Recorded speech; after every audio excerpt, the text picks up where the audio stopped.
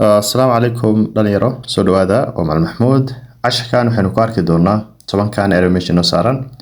ereyga koowaad grilling waxaa la yiraahdaa qofka markii su'aalo aad u tiro badan la weydiinayo yes for example the police gave him a long grilling su'aalo aad u tiro badan oo weerarisa ah ayay weydiinayeen grilling waxaa sidoo kale loo isticmaali karaa qofka markii uu aad ku cambaareynayo criticism when somebody is criticizing you harshly taas iyadana grilling waa la yiraahdaa ereyga labaad grinding waa burburin yes waa crushing camal okay grinding waxaa kaloo leedahay qof markuu dadaalo oo yani si wax fiican u sameeyo so grinding aydan waa dhici kartaa okay ereyga saddexaad grumble waa markuu qofka uu cabanayo yes yani qof wax yar baa ku dhacayo wuu xanaaqaya isla markii uu deedna they cause a lot of complaint ama they complain a lot taas ayaa la yiraahdaa grumble for example she always grumbles in the morning subax wal markay soo kacdo way cabanaysaa because she's bad tempered ama dulqaadka ku yar ereyga afraad half baked waxaa la yiraahdaa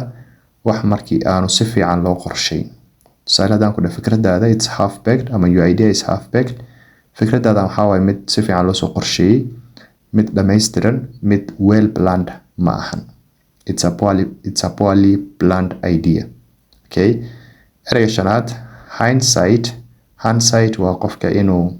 fahmo xaalad kadib markay dhacdo yes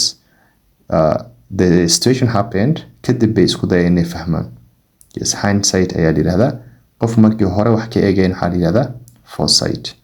yes ereyga lixaad later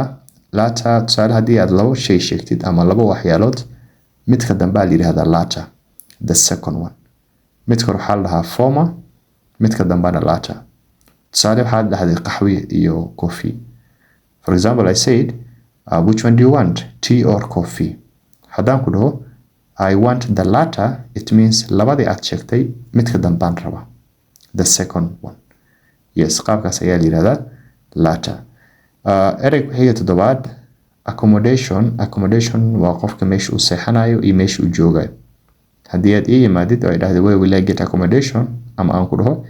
I will provide accommodation waxaa weeye anigaad iga rabtaa meesha seexan lahayd iyo meesha aad joogi lahayd ereyga sideedaad ankle waa anqow lugta xagga hoose anqowga ama kuraankurta yani lafta geeska usoo baxsan ee يعني سكسانت halkaas laga xirto ama markii la weysanayo inta waajibka halkaas lagu istaajiyo taa kale waa sunno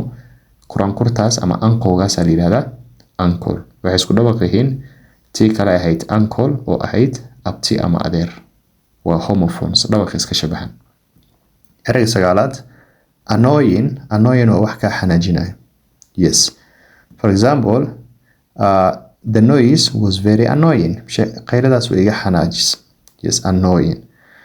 ereyga tobnaad u dambeeyo antique waxaa la yiraahdaa object aad duug ah laakiin weli qiimo leh